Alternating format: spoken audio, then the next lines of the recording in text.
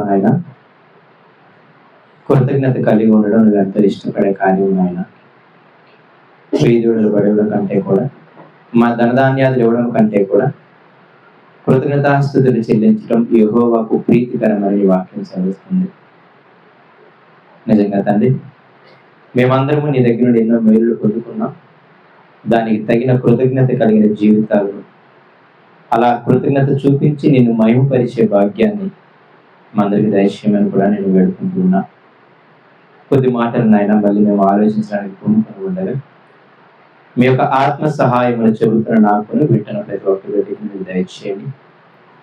కొంచెం నాయన ఓపికతో, ఆసక్తితో ఆలోచిస్తూ నాయన వినగలిగే చెవులను, గ్రహించగలిగే మనసులను వారికి దయచేయండి తండ్రి. ప్రతి విషయంలో నాయన మరొకసారి మీ ఆత్మను తోడుగా ఉంచి మనుషులుగా ఉన్న మమ్మల్ని మరుగుపరిచి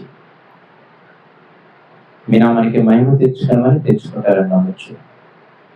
సమయోచితమైన జ్ఞానమును మీ ఆత్మ నడిపింపును నాకు దయచేయమని యేసునామములో ప్రార్థిస్తున్నాము తండ్రి, ఆమేన్. అందరం కూర్చుందాం.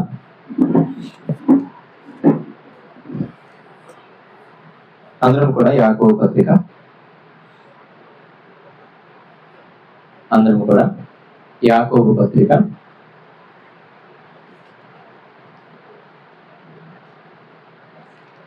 5వ అధ్యాయము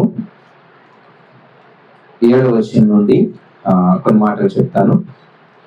కొన్ని వారం కూడా చూపించి అది చెప్పకుండా వెళ్ళిపోయానని అనుకోవద్దు కానీ సరే. అందరం కూడా యాకోబు పత్రిక 5వ అధ్యాయము 7వ వచనం నుండి చివరి వరకు ఈరోజు తప్పకుండా ధ్యానం చేస్తాం. కాబట్టి కొంచెం జాగ్రత్తగా వినడానికి ప్రయత్నం చేయండి. జాగ్రత్తగా ఆలోచించండి. అయితే గత వారము మనము చెప్పుకున్నట్టుగానే ఈ యొక్క ముందు మీ అందరికీ కూడా ఒక పత్రికను చదువుతున్నప్పుడు, లేకపోతే ఒక పుస్తకాన్ని చదువుతున్నప్పుడు మీకు అర్థమవ్వాల్సిన విషయం ఏంటంటే ఎవరు రాస్తున్నారు, ఎవరికి రాస్తున్నారు, వాళ్ళిద్దరి మధ్య సంబంధం ఎటువంటిది అన్నది మీరు అర్థం చేసుకోగలగాలి. అది మీరు అర్థం చేసుకోకపోతే మనందరం ఏం చేసిన వాళ్ళం అవుతామంటే ఆ యాకోబు గారు అనగా ఆ గ్రంథకర్త యొక్క ఉద్దేశాన్ని, ఆయన యొక్క కష్టాన్ని, ఆయన యొక్క ప్రేమని మనము మిస్ అవుతాము అన్నమాట. అయితే ఈ పత్రిక యాకోబు అనగా యేసుక్రీస్తు వారి తమ్ముడు గారు రాశారని, అయితే ఆ యేసుక్రీస్తు వారి తమ్ముడు గారు ఆదిమ సంఘం యెరూషలేము సంఘానికి ఒక పెద్దగా ఉన్నాడు అని, అంటే ఆదిమ సంఘము ఒక కాపరి అంటే ఒక పాస్టర్ గారిగా ఉన్నారు అని. ఆదిమ సంఘములో పేతురుని, యాకోబుని, యోహాన్ని మనం పాస్టర్లుగా చూస్తాం. ఆ ఆదిమ సంఘాన్ని అంటే ఆ యెరూషలేములో ఉన్న సంఘాన్ని వాళ్ళు కాచేవారు. అయితే పేతురు కూడా మీరు చూస్తే ఆయన వెళ్ళిపోవడం మనం చూస్తాం. ఎందుకంటే పేతురుని కూడా బాగా చంపుదామని కొంచెము ఇబ్బంది పెట్టడం, తర్వాత చెరసాల్లో వేయడం, ఇవన్నీ మీరు చూస్తారు అపోస్తలుల కార్యాలు చదివినప్పుడు. అవునా కదా? ఫస్ట్ ఒకసారి కొడతారు, పేతురు యోహాన్ని చెరసాల్లో వేస్తారు, బాగా దెబ్బలు కొట్టి బెదిరించి పంపిస్తారు 4వ అధ్యాయం 3వ అధ్యాయంలో. మళ్ళీ 12వ అధ్యాయంలో చెరసాల్లో వేస్తారు. అప్పుడు సంఘం ప్రార్థించినప్పుడు ఆ దేవదూతలు రావడం, చెరసాల భద్రడం, ఇవన్నీ చూస్తారు. అంటే ఫ్రీక్వెంట్ గా ఏం జరుగుతుంది అంటే పేతురు మీద కూడా అటాక్ జరుగుతుంది. ఎందుకంటే 12 మందిలో ఆయన అగ్రగణ్యుడు. అర్థమవుతుంది. కాబట్టి పేతురు కూడా ఆ ఊరిని వదిలి వెళ్ళటం కూడా మనం చూస్తాం. పేతురు కూడా మీరు చూస్తే, అందుకే పేతురు పత్రిక మీరు చదివితే మీకు అర్థమయ్యేది ఏంటంటే ఒక 5 ప్రాంతాలు చెప్తాడనమాట. బితునియా, కప్పదోనియా, ఈకొనియా అని ఒక 5 ప్రాంతాలు చెప్తాడు. ఎందుకంటే పేతురు గారు కూడా యెరూషలేములో లేకుండా ఆ ప్రాంతానికి వెళ్ళి సువార్త చేసినట్టు మనం చూస్తాం. అందుకే కొరింథీ పత్రికలో పౌలు గారు ఏమంటారు అంటే, పేతురు గారి లాగా తన భార్యని వెంట పెట్టుకొని సువార్త చేయడానికి మాకు హక్కు లేదని అడుగుతాడు. అంటే పేతురు గారు తన ఫ్యామిలీతో వెళ్ళిపోయినట్టు కూడా కనపడుతుంది మనకి. అర్థమవుతుంది. అంటే ఇదంతా ఎందుకు చెప్తున్నానంటే యాకోబు గారే ఎక్కువగా ఆ సంఘం యొక్క బాధ్యత తీసుకున్నారని చెప్పడానికి మీకు చెబుతున్నాను. అంటే పేతురు గారు కూడా తక్కువగా ఉండేవారు. కాబట్టి ఆ ఆదిమ సంఘం అంతా బాధ్యత ఎవరు తీసుకునేవారంటే ఎక్కువ యాకోబు గారే తీసుకునేవాళ్ళు. అందుకే అపోస్తలుల కార్యాలు 15వ అధ్యాయంలో కూడా యాకోబు గారి స్వరమే మనం వింటాం.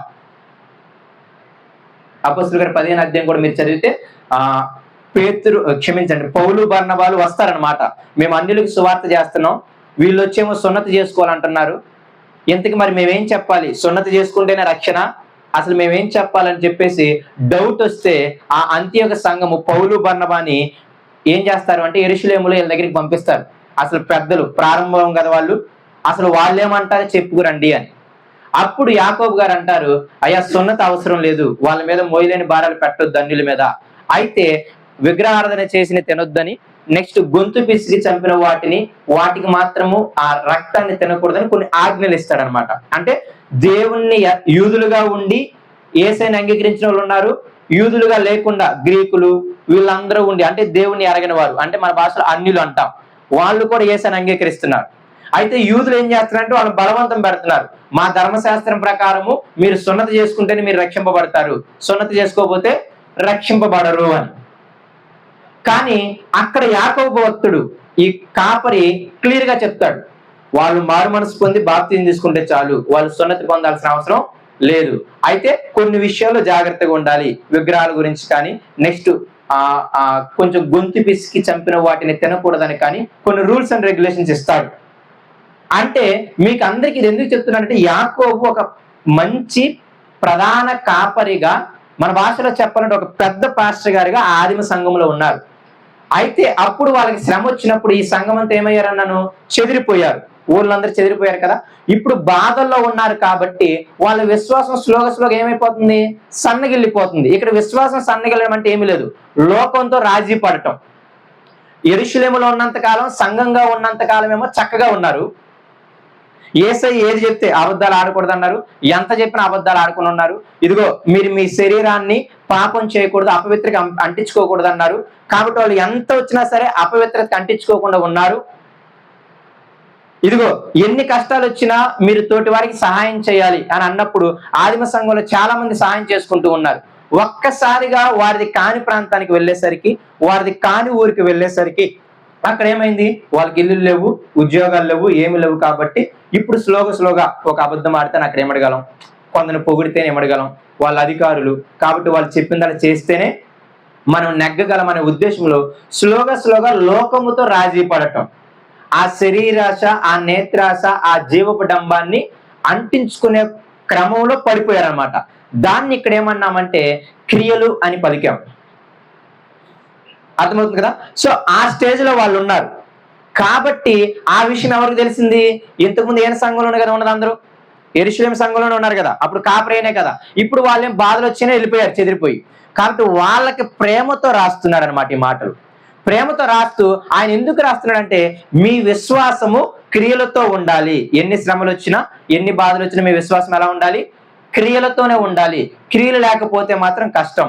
మీరు క్రియలు లేని విశ్వాసం ఏం చేయదు, మిమ్మల్ని రక్షించదు. మొదటి పాయింట్, క్రియలు లేని విశ్వాసం ఏం చేయదు, మీకు ఫలాన్ని ఇవ్వదు, అంటే మిమ్మల్ని మీ కుటుంబాన్ని ఆశీర్వదించదు. క్రియలు లేని విశ్వాసము ఏంటిదంటే వారు సాతాను సంబంధి, వారు సాతాను అని చెప్పాడు అనమాట వాళ్ళకి. మరి శ్రమలు ఉన్నాయి కదా, బాధలు ఉన్నాయి కదంటే నన్ను ప్రార్థించండి, జ్ఞానం కొద్దిగా నన్ను అడగండి, నేను మీకు సహాయం చేస్తానని కూడా చెప్పాడు. అలాగా మీకు క్రియలన్నీ కూడా చెప్పాను. అసలు క్రియలు అంటే ఏంటో మొదటి అధ్యాయం మొదలుకొని 5వ అధ్యాయం మొదటి 6 వచనాల వరకు కూడా పోయిన వారం క్రియలన్నీ చెప్పుకుంటూ వచ్చాను మీకు. అంటే విశ్వాసం ఉంచిన వారు క్రియలు చూపించాలి, ఎక్కడ రాజీ పడకూడదు, తమ శరీరానికి మాలిన్యాన్ని అంటించుకోకూడదు, అది నిజమైన భక్తి అని మనం చూసాం. అలాగే ఇప్పుడు ఇంకొన్ని క్రియలను మనం చూస్తాం. నిజంగా యేసయ్యని విశ్వసిస్తే, యేసయ్యని నమ్మిన వారు ఎటువంటి క్రియలు చూపిస్తారు అంటే ఇంకొన్ని క్రియలు మనం చూసుకొని మనం ముగిస్తాం. ఇప్పుడు 5వ అధ్యాయం 7వ వచనానికి రండి. నిజంగా యేసయ్యని అంగీకరించిన వారు, యేసయ్యని తమ రక్షకునిగా స్వరక్షకునిగా అంగీకరించిన వారు కొన్ని క్రియలు చూపిస్తారు, కొన్ని పనులు చేస్తారు. ఏం పనులు చేస్తారంటే ఈ 7వ వచనం నుండి 11వ వచనం వరకు కూడా ఏముంటదంటే ఓపికతో ఉంటారు, సహిస్తారు. ఈ మాట బాగా జ్ఞాపకం పెట్టుకోండి. ఏమంటారు, పేషెంట్ గా ఉంటారన్నమాట. పేషెన్సీ అంటాం, బీ పేషెంట్ అనమాట. అంటే పేషెన్సీ అంటే ఓపిక, లేకపోతే దాన్ని ఏమంటారంటే సహనము, ఈ పదాలు అనమాట. అంటే నిజంగా యేసయ్యని విశ్వసించిన వారు ఎన్ని శ్రమలు వచ్చినా ఎన్ని బాధలు వచ్చినా ఏం చేస్తారంటే వాళ్ళు సహిస్తారు, ఓపికతో ఉంటారు. ఓపికతో ఉండి ఏం చేస్తారు అంటే యేసయ్య రాకడ కోసం ఎదురు చూస్తారు. ఏముంది, ఈ లోకం చాలా చిన్నది, మన బ్రతుకులు ఇంకా చిన్నవి, ఇప్పుడు ఉంటామో రేపు ఉంటామో తెలియదు. కాబట్టి ఎందుకు, యేసయ్య ఎప్పుడు వస్తాడో మనకు తెలియదు. ఆయన దొంగ వల్ల ఈ రోజు రావచ్చు, రేపు నైట్ రావచ్చు. కాబట్టి మనకి ఈ శ్రమలు ఏమున్నాయి చెప్పండి. ఇప్పుడు నీకు తినడానికి లేకపోవచ్చు, ఈరోజు నైట్ వస్తే నీకు తినడానికి లేకపోయినా ఇబ్బంది ఏం లేదు. ఏసై వచ్చినా నువ్వు చచ్చిపోయినా ప్రాబ్లం ఏం లేదనమాట, నీకు ఆ బాధ ఉన్న తర్వాత. అంతేనే కదా. లేదు సొంతలు లేదని బాగా బాధపడుతున్నారు, లేకపోతే మా బిడ్డకి వివాహం అవ్వట్లేదని బాధపడుతున్నారు, రేపు నైట్కి ఏసు ప్రభువులు వచ్చారనుకోండి, ఇక పెళ్లి బాధ లేదు, డబ్బులు బాధ లేదు, ఇల్లు బాధ లేదనమాట. కాబట్టి ఇక్కడ రెండు విషయాలు ఏంటంటే, సహనము ఓపికతో ఎదురు చూసే వాళ్ళు ఎలా ఓపికతో ఎదురు చూస్తారంటే, ఆయన రాకడ త్వరగా ఉంది, లేకపోతే నేను భూమి మీద చాలా అల్పమైనోణ్ణి అని ఒక గ్రహింపు ఉంటదన్నమాట. కాబట్టి విశ్వాసము చూపించిన వాళ్ళు శ్రమలలో ఈ పరమైన క్రియ చూపిస్తారు. ఆయన వస్తాడు, నేను కొంచెము సహించాలి అని. దానికి ఇప్పుడు మీకు అర్థమవుతుంది. చూడండి 7వ వచనం. సహోదరులారా, యాకోబు పత్రిక 5వ అధ్యాయం 7వ వచనం. సహోదరులారా, ప్రభువు రాకడ వరకు ఓపిక కలిగి ఉండుడి. చూడుడి, వ్యవసాయకుడు తొలకరి వర్షమును కడవరి వర్షమును సమకూడు వరకు విలువైన భూఫలము నిమిత్తము ఓపికతో కాచుకొనుచు దాని కొరకు కనిపెట్టును కదా. ప్రభువు రాక సమీపించున్నది గనుక మీరును ఓపిక కలిగి ఉండుడి, మీ హృదయములను మాత్రము స్థిరపరచుకోండి. ఈ 2 వచనాల సారాంశం అది. అంటే ఎన్ని శ్రమలు వచ్చినా, ఎన్ని బాధలు వచ్చినా యేసయ్య రావడానికి సమీపంగా ఉన్నాడు. కాబట్టి మీరు ఓర్చుకోండి. కానీ మీరు చేయాల్సిన పని ఏంటి? విశ్వాసంలో మాత్రం స్థిరంగానే ఉండాలి. అర్థమవుతుందా? విశ్వాసంలో మాత్రం స్థిరంగా ఉండాలి. దానికి కొంచెం అర్థం అవడానికి ఒక ఉదాహరణ చెప్పాడు.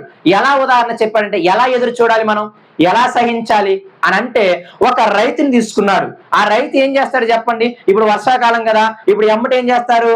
అందరూ చక్కగా దున్నేస్తా ఉంటారు. దేనికోసం? త్వరగా కలుపులు నాటడానికి, వరి నాటడానికి. అవునా కదా? ఇప్పుడు వర్షాకాలం స్టార్టింగ్ లో వీళ్ళు తెలిసిపోతుంది బాగా. వర్షాకాలం ఒక నెల అయిపోయిన తర్వాత, వర్షాలన్నీ ఒక సగం అయిపోయిన తర్వాత అప్పుడు పొలాన్ని దుండవు, అప్పుడు నాటరు. అవునా కదా? అంటే ఇది వర్షాకాలం, కంపల్సరిగా ఒక నెల పడిపోయినా ఇంకో నెల ఏం పడతాయి? వర్షాలు పడతాయి. కాబట్టి రైతు ఏం చేస్తాడంటే, ముందు తను చేయవలసిన పని అంతా చేస్తాడు. ఈ మాట బాగా అండర్లైన్ చేయండి. ఏంటి? తను చేయాల్సిన పని తాను చేసి మిగతా వర్షం కోసం ఎదురు చూస్తాడు. అంతేనే కదా? అంటే ముందు తన భూమి ఉందా, మొత్తాన్ని చక్కగా దున్నుతాడు. చక్కగా ఏం చేస్తాడు? మొత్తం నాగలతోనో ట్రాక్టర్తోనో చక్కగా దున్నుతాడు. చక్కగా ఏం చేస్తాడు? పొలాన్ని చక్కగా సిద్ధపరుస్తాడు. సిద్ధపరిచి ఇంకా మీరు చూడాలంటే ఒక్కోసారి విత్తనాలు కూడా వేస్తారు. ఒరేనే కదా, మామూలు వేరేదైనా తీసుకోండి. ఏం చేస్తాడు? చక్కగా గాడులు కొట్టి వాటి చక్కగా ఏం చేస్తాడు? విత్తనాలు చల్లి ఇప్పుడు వర్షం కోసం ఎదురు చూస్తాడు. ఆ వర్షం కోసం ఎదురు చూసిన దాంట్లో ఇంకొక ఆశ కూడా ఉంటుంది ఆయనకి. ఏంటి తెలుసా? రేపు ఈ మొక్క పెద్దదవుతుంది, ఇది నాకు రేపు ఫలాన్ని తీసుకొస్తుంది, ఇది రేపు నాకు ధనాన్ని తీసుకొస్తుంది, ఇది రేపు నా పిల్లవాడి చదువుకు ఉపయోగపడుతుంది, నా కష్టాన్ని తీరుస్తుంది అని ఎదురు చూస్తాడా లేదా? అది నిరీక్షణ. అంటే ఒక రైతు అసలు వర్షము రాలేదు, అసలు ఇంకా ఫలము రాలేదు, పంట చేతికి రాలేదు, కానీ ముందే ఏం చేస్తా తెలుసా? ఓకే, ఈ నెల నిమ్మకాయ పంట వేస్తే నేనేం చేస్తాను? గతసారి పోయినటువంటి అప్పుని తీర్చుకోవచ్చు. ఈసారి పలానా మినుము పంట వేస్తే, లేకపోతే పలానా వరి పంట వేస్తే ఏమవచ్చు? కొంచెం ఎక్కువ రేటు ఉన్నాయి వీటికి, కాబట్టి రేపు నేనేమవుతాను? ఈ అప్పుల బాధ నుండి ఏం చేస్తాను?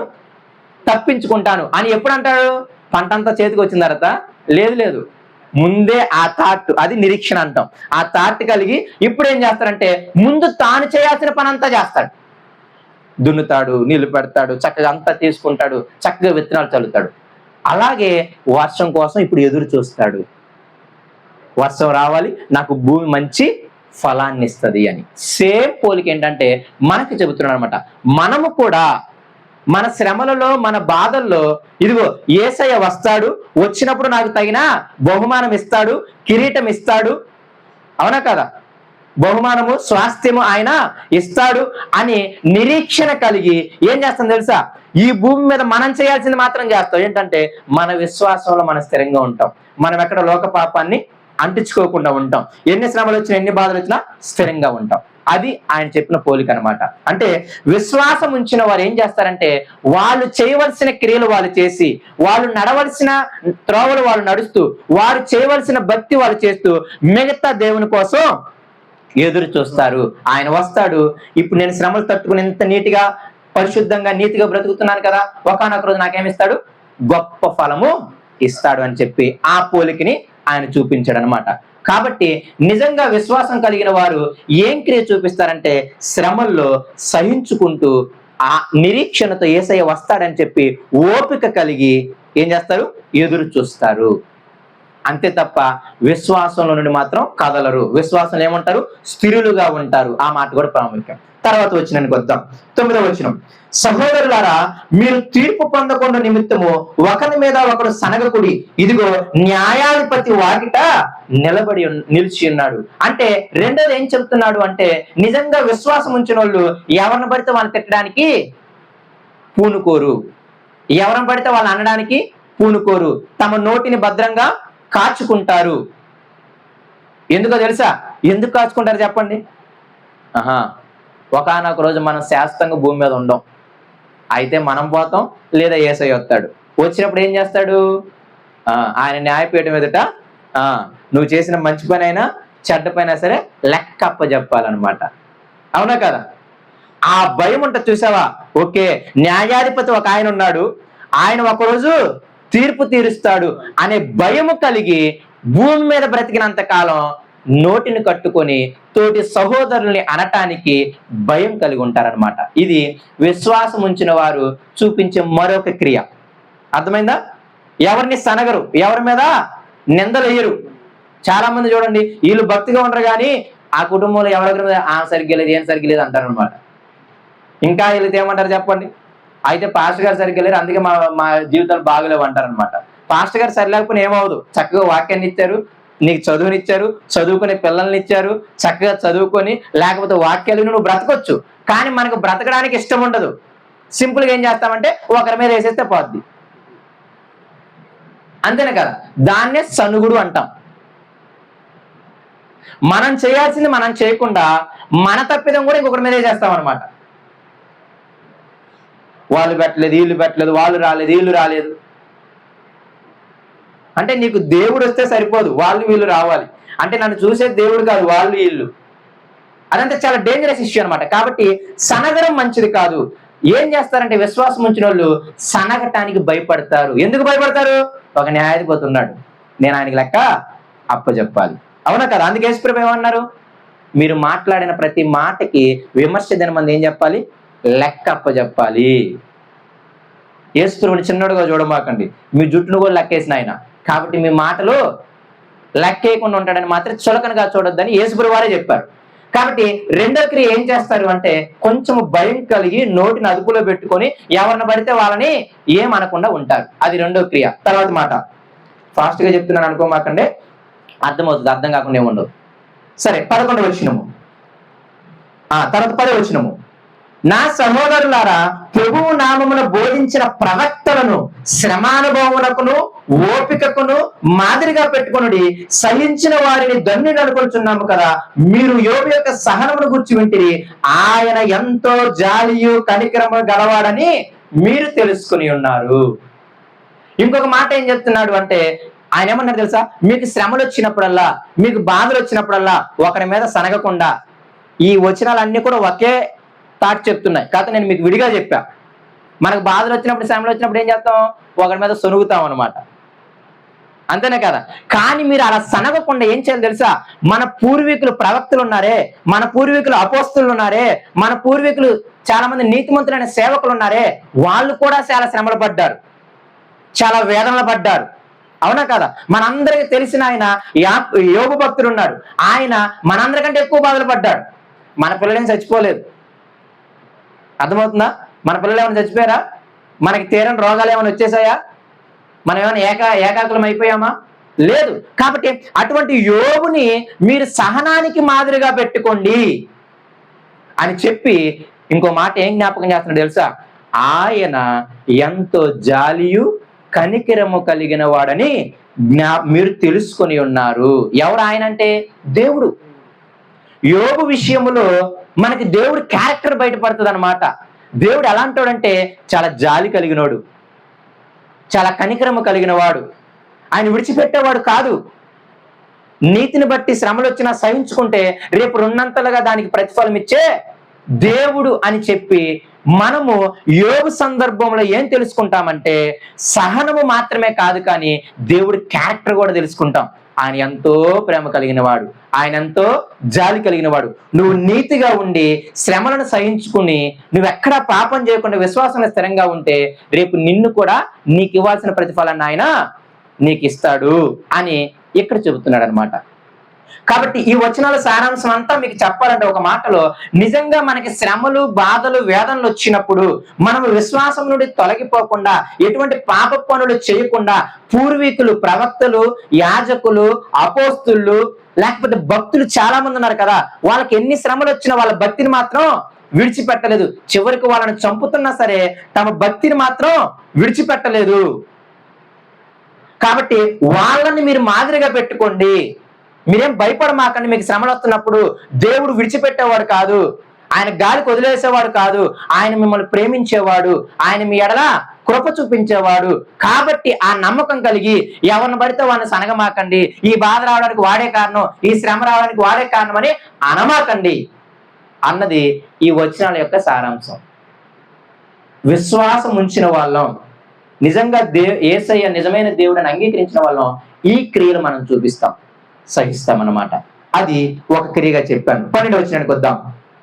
నా సహోదరులారా, ముఖ్యమైన సంగతి ఏదనగా ఆకాశము తోడని గాని భూమి తోడని గాని మరి దేని తోడని గాని ఒట్టు పెట్టనుక మీరు తీర్పు పాలు కాకున్నట్లు అవునంటే అవును, కాదంటే కాదు అని ఉండవలను. నిజంగా విశ్వాసం ఉంచిన వాళ్ళు ఇంకొక క్రియ చూపించాలి. ఏంటి తెలుసా?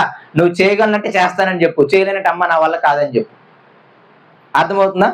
ఆడంబరాలు పోవడానికి, లేకపోతే వాళ్ళు ఏమనుకుంటారు వీళ్ళు ఏమనుకుంటారు అనడానికి ఇక్కడ తల ఊపేసి ఆడికెళ్ళి ఏమో నాకెందుకు చెప్పింది, నాకెందుకు చెప్పాడు అని అనుకోమా. మన మాట ఎలా ఉండాలంటే నిజంగా దేవుణ్ణి విశ్వసించిన వాడు. మీరు చూడండి, దేవుణ్ణి విశ్వసించిన వాళ్ళందరి క్యారెక్టర్ అలా ఉంటది, అవునా కదా? దేవుని అడిగిన వాళ్ళంతా ఎలా ఉంటారు? ఏదైనా శ్రమ వచ్చింది అనుకోండి, ఎవరిని దూషిద్దామో ఎవరి మీద సనుగుదామని ఉంటారు, సహిద్దామనే ఉండదు, అవునా కదా? కానీ మరి యేసయ్యను నమ్మిన మనం ఏం చేయాలి? మరి దానికి వ్యతిరేకంగా ఉండాలి కదా? అలాగే దేవుణ్ణి అడగిన వాళ్ళు ఎలా ఉంటారు చెప్పండి? వాళ్ళు మాట ఇస్తారు, ఆ మాటలు ఎప్పటికీ నిలబెట్టుకోరు, అంతేనా కదా? కానీ మరి యేసయ్యను విశ్వసించాలని అని అంటున్నాము, మరి మనకి వాళ్ళకి తేడా ఉండాలి కదా. కాబట్టి మన మాట ఎలా ఉండాలంటే అవునంటే అవును ఉండాలి, కాదంటే కాదని ఉండాలి. అయ్యా నేను ఇది చేయగలను, నేను ఇది చేయలేను అయ్యా ఏమనుకోవద్దు. అమ్మ నేను ఇది చేయగలను, అమ్మ నేను ఇది చేయలేను ఏమనుకోవద్దు అని మనం చేయగలిగితే చేస్తామని చెప్తాం, ఇవ్వగలిగితే ఇస్తానని చెబుతాం, ఇవ్వలేకపోతే ఇవ్వలేనని చెబుతాం. ఏదైనా సరే ఏముండాలి అంటే డొంక తిరుగుడు ఉండకూడదు. అవును అంటే అవును అని చెప్పు, ఎస్ అంటే ఎస్ అని చెప్పు, నో అంటే నో అని చెప్పు, అంతే. కాబట్టి ఇది చాలా మస్ట్ అండ్ షుడ్ క్రియ అనమాట. కాబట్టి నిజంగా విశ్వాసం ఉంచిన వాళ్ళు ఈ క్రియను కూడా చేస్తారు. ఎస్ అంటే ఎస్ అంటారు, నో అంటే నో అంటారు. అది కూడా జ్ఞాపకం పెట్టుకోండి. ఇప్పుడు నుండి చాలా జాగ్రత్తగా ఆలకించండి. 12వ వచనం నుండి చాలా జాగ్రత్తగా చెప్తాను, ఆలకించండి. నా సహోదరులారా, ముఖ్యమైన సంగతి క్షమించండి 13వ వచనం. మీలో ఎవరికైనా శ్రమ సంభవించినా అతడు ప్రార్థన చేయవలెను, ఎవరికైనా సంతోషము కలిగిన అతడు కీర్తనలు పాడవలెను. మీలో ఎవరైనా రోగి అయి ఉన్నాడా అతడు సంఘపు పెద్దలను పిలిపింపవలెను, వారు ప్రభువు నామమున అతనికి నూనె రాచి అతని కొరకు ప్రార్థన చేయవలెను. ఇక్కడ విశ్వాసం ఉంచిన వాళ్ళు ఇంకో 3 క్రియలు చేస్తారు. ఏం చేస్తారు అంటే నిజంగా యేసయ్య యెడల విశ్వాసం ఉంచిన వాళ్ళు ఏం చేస్తారు తెలుసా? ఏదన్నా శ్రమ వస్తే ఆయన ప్రార్థిస్తారు. ఏం చేస్తారు? ఆయనకి ప్రార్థన చేస్తారు. ఈ మాట బాగా జ్ఞాపకం పెట్టుకోండి. శ్రమ వస్తే ఏం చేస్తారు? సనగరు. శ్రమ వస్తే ఏం చేస్తారు? ఇక నా భక్తి వేస్ట్, నా హృదయం శుద్ధి చేసుకోవడం వేస్ట్, నా చేతులు పరిశుభ్రపరచుకోవడం వేస్ట్ అని అనుకోరు. శ్రమ వస్తే ఏం చేస్తారు? సహిస్తారు, ఓర్చుకుంటారు, నిరీక్షణ కలిగి ఉంటారు. అన్నిటికంటే ప్రాముఖ్యంగా దేవుణ్ణి ప్రార్థిస్తారు. దేవా ఈ శ్రమ నాకు ఎందుకు వచ్చింది, నాలో నీకు ఏమన్నా ఆయాసకరమైన ఏమన్నా ఉన్నాయా, నేను నీ వాక్యాన్ని ఎక్కడన్నా మీరానా, నిన్ను ఎక్కడైనా విసర్జించానా, నీ ఎడలు ఎక్కడైనా భయభక్తులు విసర్జించానా అని ఆగి ఆలోచించుకుంటామని మన చెడుతనాన్ని బట్టి మనల్ని శిక్షిస్తాడు అని ఇర్మియా గ్రంథం 2:9 ఉంటది. ఆ వాక్యం చాలా ప్రాముఖ్యమైన వాక్యం. దేవుడు అసలు మనల్ని ఎందుకు శిక్షిస్తాడు, దేవుడు అసలు మనల్ని ఎందుకు శ్రమల పాలు చేస్తాడంటే అక్కడ చాలా క్లియర్ కట్ గా చెప్తాడు. నువ్వు ఎక్కడైనా దేవుని విసర్జించావో అని, రెండవది ఆయన ఎడల భయభక్తులు ఎక్కడ విడిచిపెట్టావో అని ఆగి గ్రహిస్తావని చెప్పి నీ చెడుతనం బట్టి నిన్ను శిక్షించాడు అని అంటాడు అనమాట. ఇజ్రాయిల్ అంటాడు ఇర్మియా భక్తుడు. అంటే ఒక శ్రమ వచ్చిందంటే, ఒక శిక్ష వచ్చింది అంటే మనందరం ఆలోచించాల్సిన మైండ్ సెట్ ఏంటంటే, ముందు నేను ఎక్కడ దేవునికి అవిధేయంగా బతికాను, నేను ఎక్కడ దేవుని విడిచిపెట్టాను, నేను ఎక్కడ ఆయన మాటలంటే భయము భక్తి లేకుండా బ్రతికాను అని ఆలోచిస్తారు. ఒకళ్ళు ఏమి పాలుపోలేదనుకోండి, దేవుడి దగ్గరికి వెళ్ళి అయ్యా నా పాపాలంటే నాకు తెలియజేయి, నేను ఎక్కడ నిన్ను విడిచిపెట్టాను నాకు తెలియజేయని అడుక్కుంటారు. అవునా కదా? శోధన వచ్చినప్పుడు ఏం చేయమన్నాడు? మొదటి అధ్యాయంలో చదివాం. ఏమన్నాడు? మీకు జ్ఞానం తక్కువ అనేలా నన్ను అడగండి, నేను మీకు ధారాళంగా దయచేస్తానని మొదటి అధ్యాయం అన్నాడు లేదా యాకోబులో? ఏ సమయంలో జ్ఞానం అడగాలి? ఒక శోధన వచ్చినప్పుడు ఈ శోధన ఎలా తప్పించుకోవాలో నాకు అర్థం అవట్లేదు, ఈ శోధన ఎందుకు వచ్చిందో అర్థం అవటం లేదు, నేను నీతిగా ఉండి వచ్చిందా లేకపోతే నేను పాపం చేసి వచ్చిందా? శోధనలు రావడానికి రెండే కారణాలు బైబిల్ చెప్పేది. బాగా పాపాత్ములు అయితే శోధనలు వస్తాయి, బాగా నీతిమంతులైన శోధనలు వస్తాయి. యోబు గారికి వచ్చింది నీతిమంతుడిగా ఉండి. అవునా కాదా? చాలా మందికి పాపం చేసి శోధనలు వచ్చాయి. కాబట్టి ఒక శ్రమ వచ్చినప్పుడు, ఒక బాధ మన ఇంటిని చుట్టుముట్టినప్పుడు మనం ఆలోచించాల్సింది రెండే. నేను ఎక్కడైనా పాపం చేశానా, నా కుటుంబం ఎక్కడైనా పాపం చేసిందా, లేకపోతే నేను నా కుటుంబం ఇప్పుడిప్పుడే చక్కగా భక్తిలో ఎదుగుతున్నామా అని గ్రహించుకొని నీతిమంతులుగా ఉండి ఏ పాపం చేయలేదు, నేను ఎక్కడ దేవుని విసర్జించలేదు, ఎక్కడ దేవుని ఎడల భయభక్తులు విడిచిపెట్టలేదు అని నీకు గ్రహింపు వచ్చింది అనుకోండి, దర్జాగా ఉండొచ్చు అనమాట. అప్పుడు ఏం చేస్తుంది తెలుసా? దేవా దీన్ని సహించుకునే శక్తి నాకు ఇవ్వని ఆయనకు మొర్ర పెడతాం, దీన్ని తట్టుకునే శక్తి నాకు ఇవ్వని మొర్ర పెడతాం, దీన్ని తప్పించుకోవడానికి కావలసిన జ్ఞానం నాకు ఇవ్వు అని మొర్రెడతాం. ఏదైనా ప్రార్థన చేయాలి. ఒకవేళ ఇప్పుడు తప్పు చేసి వచ్చింది అనుకోండి, అయ్యా నేను పలానా పాపం చేశాను, నాకు అర్థమైంది, నీవు వాక్యం చదివేటప్పుడు, నీ సేవకులు మాట్లాడేటప్పుడు, లేకపోతే పరిశుద్ధాత్మ లోపల నాకు తెలియజేశాడు, పలానా విషయంలో నేను తప్పు చేశాను, పలానా మాటకి నేను వ్యతిరేకంగా నేను నా కుటుంబం బ్రతికిందని నాకు అర్థమైంది. ఇప్పుడు ఏం చేస్తాం? అయినా సరే ఆయన అడుక్కోవడం, మళ్ళీ పశ్చాత్తాపడయ్యా నా పాపాన్ని కడిగేసి మళ్ళీ ఇప్పుడు చక్కగా బ్రతకడం నాకు నేర్పించు అంటాం. అంటే శ్రమ వచ్చింది అంటే ఈ రెండు జ్ఞాపకం ఉండాలి. నేను ఎక్కడైనా పాపం చేశానా, నేను బాగా నీతిగా ఉండొస్తుందా అని జ్ఞాపకం పెట్టుకొని ఇప్పుడు ఏం చేయాలి? శ్రమ వచ్చింది కదా అని దేవునికి ప్రార్థన చేయాలి. అందుకే దావీదు భక్తుడు కీర్తన గ్రంథం చదివారనుకోండి, నా శ్రమలలో నేను ఆయనకు మొరపెట్టానంటాడు. ఏమంటాడు? నా శ్రమలలో ఆయనకు మొరపెట్టాను అంటాడు. కీర్తన గ్రంథం 18వ అధ్యాయం బాగా చదవండి. మరణ పాశములు నన్ను ఆవరించినప్పుడు, భక్తిని వరద వలె నా మీదకి పొంగినప్పుడు, మరణపు ఉరులు నన్ను ఆవరించినప్పుడు, చుట్టుకున్నప్పుడు ఏమంటాడు తెలుసా? నా శ్రమలలో నేను దేవునికి మొర్ర పెట్టాను అంటాడు. నా మొర్ర ఏం చేసింది తెలుసా? ఆయన చెవుల్లోకి వచ్చింది అంటాడు. ఆయన చెవుల్లోకి వచ్చి ఏం చేసింది తెలుసా? పరలోకంలో ఉన్న దేవుడు మేఘముల మీద భూమి మీదకి వచ్చి ఆయన్ని ఇబ్బంది పడుతున్న శత్రువులందరినీ ఏం చేశారంట? ఏకముగా నిర్మూలన చేశారని ఉంటుంది అనమాట. అంటే అది కృతజ్ఞత కలిగి రాసిన కీర్తన. అది అన్ని శ్రమల నుండి, సౌలు చేతిలో నుండి, అన్ని చేతుల్లో నుండి విడిపించిన తర్వాత ఇప్పుడు ఆయన జ్ఞాపకం తెచ్చుకుంటా స్తుతిస్తూ రాసిన కీర్తన 18వ అధ్యాయం. అంటే దేవుడు వినేవాడు, ఆయన వింటాడు. ఇందాక ఒక వాక్యం చదివాం కదా, ఆయన ప్రేమ కలిగిన వాడు, ఆయన కనికరము కలిగిన వాడు. శ్రమలలో ఇవన్నీ మనకి జ్ఞాపకం ఉండాలి. ఆయనకి మనం ఏం చేయాలి? మొర్ర పెట్టాలి. ఇది చాలా ప్రాముఖ్యమైన క్రియ. కాబట్టి ఏదైనా ఇబ్బంది, శ్రమ వచ్చినప్పుడు మనం చెక్ చేసుకుంటాం, నీతిమంతులమా పాపాత్ములమా అని చెక్ చేసుకొని మనం ఎవరికి చెప్తాము? దేవునికి మొర్ర పెట్టుకుంటాం. అది నిజమైన విశ్వాసులు చేసే క్రియ. తర్వాత ఏంటంటే ఆనందం కలిగింది అనుకోండి, ఏం చేయమన్నాడు? కీర్తనలు పాడమన్నాడు. అంటే మీకు మంచి ఆనందం వచ్చింది, మీ కుటుంబంలో మంచి మేలు జరిగింది, మీ జీవితాల్లో మంచి మేలు జరిగింది, అప్పుడు మళ్ళీ ఏం చేయాలి? దేవుని స్తుతించాలి, దేవుని చక్కగా ఆరాధించాలి. ఆయన నామాన్ని బట్టి ఆయనకి ఏం చేయాలి? మనం కృతజ్ఞతాస్తుతులు చెల్లించాలి. ఇందాక మనం చదివాం, కృతజ్ఞతాస్తుతులు చెల్లించటం దేవుణ్ణి మహిమపరచటం. ఆ ఒక్క కుష్ఠరోగి ఏం చేశాడు? తిరిగి వచ్చి కృతజ్ఞతాస్తుతులు చెల్లించి దేవుణ్ణి మహిమపరిచాడు. ఆ మిగతా 9 మంది ఏం చేశారు? కృతజ్ఞతాస్తుతులు చెల్లించకుండా దేవుణ్ణి ఏం చేయలేదంట? మహిమపరచలేదని రాయబడింది అక్కడ. కాబట్టి నిజంగా మన జీవితాల్లో దేవుడు చాలా మేలు చేస్తాడు, చాలా ఉపకారాలు చేస్తాడు. ఎందుకంటే ఆయనకు ఒక నామం ఉంది, ఆయన మహోపకారములు చేయువాడు అని. ఆయన ఎటువంటి వాడు? మహోపకారాలు చేసేవాడు. ఆయన నిజంగా ఆయన చేసే ఉపకారాలు ఎవరు చేయలేరు. అందుకే భక్తులు అంటారు కదా, నీవు చేసిన మేలు నేను లెక్కించదు అనుకున్నావేమున్నాయి, నా లెక్కకు మించున్నాయి అని అంటాడు అనమాట. కాబట్టి దేవుడు నీ జీవితంలో నా జీవితంలో చేసిన మేలులను బట్టి కంపల్సరిగా ఆయన స్తుతిస్తాం. ఇది ఎవరి లక్షణం? ఇది ఎవరి క్రియ? విశ్వాసం ఉంచిన వాళ్ళ క్రియ. అప్పుడప్పుడు అనిపిస్తుంది మీ జీవితాలు ఎప్పుడన్నా దేవుడు మీ జీవితాలను మేలు చేసినప్పుడు, ఎప్పుడన్నా ఒంటరిగా వెళ్ళి చక్కగా కూర్చొని బైబిల్ తెరిచి ఒక అరగంట చక్కగా వాక్యం చదివి ఒక అరగంట చక్కగా దేవుణ్ణి స్తుతించినట్టు ఎప్పుడైనా చేశారా? మీరు చేశారా? చేయాలి. విశ్వాసం లేనోళ్ళు చేయక, విశ్వాసం ఉన్నోళ్ళు చేయక మరి తేడా ఏముంది చెప్పండి? కాబట్టి విశ్వాసం ఉంచిన మనం క్రియలు చేయాలి, ఆయన స్తుతించాలి, ఆనందంతో పాటలు పాడాలి. చాలా బాగుంటుంది పాటలు పాడటం. ఇది ఇంకొక క్రియ. తర్వాత మూడో క్రియ, మీలో ఎవరైనా వ్యాధిగ్రస్తులై ఉంటే, అంటే ఎవరైనా రోగం పాలవుతే, ఎవరైనా ఒక జబ్బు చేస్తే మీలో ఎవరికైనా, వాళ్ళు ఏం చేయాలంట?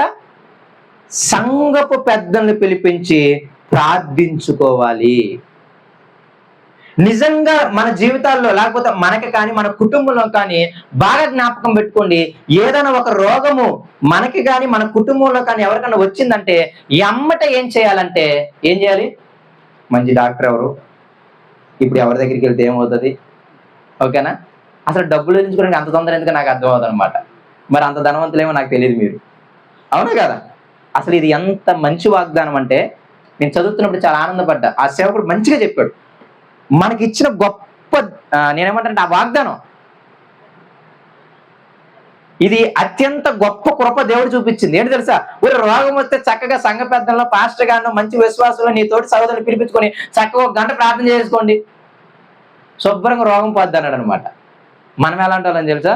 అంత ఈజీ థింగ్ ఇస్తే రూపాయి ఖర్చు లేదు, నయా పైస ఖర్చు లేదు. వాళ్ళు బూందీ పెట్టకపోయినా ఏమనరు, నువ్వు లడ్డు పెట్టకపోయినా ఏమనరు. కాదు మనం పెడతాం, సరే మీ బాధ అది కాదని నేను అన్నాం. అర్థమవుతుందా? మా అంటే ఒక 500 రూపాయలతో వదిలిపోద్ది. కానీ మనం ఏం చేస్తాం చెప్పండి? ఎంత తిరుగుతాము. నిజంగా ఆ మాట చదివినప్పుడు చాలా గట్టిగా చదవండి ఆ మాటని. నేను మళ్ళీ చదువుతాను, ఒకసారి చూడండి. 14వ వచనం, మీలో ఎవడైనా రోగి అయి ఉన్నాడా? అతను ఏం చేయాలి? సంఘపు పెద్దలు పిలిపింపవలను, వారు ప్రభువు నామమున అతనికి నూనె రాచి అతని కొరకు ప్రార్థన చేయవలను. విశ్వాస సహితమైన ప్రార్థన ఆ రోగిని స్వస్థపరచును, ప్రభువు అతని లేపును. అతడు పాపములు చేసిన వాడైతే అతనికి ఏమవుతుందంట? పాప క్షమాపణ వస్తుంది. ఇక్కడ ఇంకో నీటిగా ఆలోచించారా? జబ్బుకి పాపానికి సంబంధం ఏంటి చెప్పండి? సరే, పెద్దలు వచ్చారు, ప్రార్థన చేశారు, దేవుడు ఏం చేశాడంట? అతని రోగాన్ని నయం చేసి దేవుడు లేపాడంట. తర్వాత మళ్ళీ ఏమన్నాడు తెలుసా? ఒకవేళ పాపాలు చేస్తున్నా సరే దేవుడు అతని పాపాలు ఏం చేస్తాడంట? క్షమిస్తాడు అని కూడా అన్నాడు. రోగానికి పాపానికి ఏమైనా సంబంధం ఉందా? ఉంది. కంపల్సరిగా మనం పాపం చేయడం వల్ల రోగాలు వచ్చాయి. అన్ని రోగాలు నేను పాపం చేయడం వల్ల వచ్చాయని అనట్లేదు. సాధారణంగా కొందరు జబ్బు పడతాం, అంటే మనందరం సాధారణంగా వచ్చే రోగాలు ఉంటాయి. కానీ నేను ఏమంటానంటే, ఒక క్రైస్తవుడిగా ఉన్నప్పుడు, ఒక విశ్వాసగా బ్రతుకుతున్నప్పుడు, ఒక దేవుణ్ణి ఎరిగినప్పుడు మనము దాన్ని సాధారణంగా తీసుకోకూడదు. అసలు ఈ రోగము సాధారణంగా వచ్చిందా, లేకపోతే నేను నా కుటుంబం ఎక్కడైనా పాపం చేయడం వల్ల వచ్చిందా అని గ్రహించుకోవాలి. పాపం చేయడం వల్ల రోగాలు వస్తాయంటే కంపల్సరీ వస్తాయి. పాపం అంటే ఏం లేదు, దేవుని మాట వినకపోవటం వల్ల. మీకు అర్థం అవడానికి నిర్గమాకాండం 15వ అధ్యాయం, చాలా ఫాస్ట్ గా చెప్తున్నాను, చాలా జాగ్రత్తగా రండి. వీడియో ఉంది కాబట్టి ఇంత ఫాస్ట్ గా చెప్తున్నాను. ఇంటికి వెళ్తే మళ్ళీ ఒకసారి వినుకోండి, ఇబ్బంది ఏం లేదు. ఓకే, నిర్గమాకాండం 15వ అధ్యాయం 26వ వచనం చదవండి. చాలా జాగ్రత్తగా చదవండి, ఆ మాటని బాగా అండర్లైన్ చేసుకుని ఇంటికి వెళ్తే బాగా చదవండి.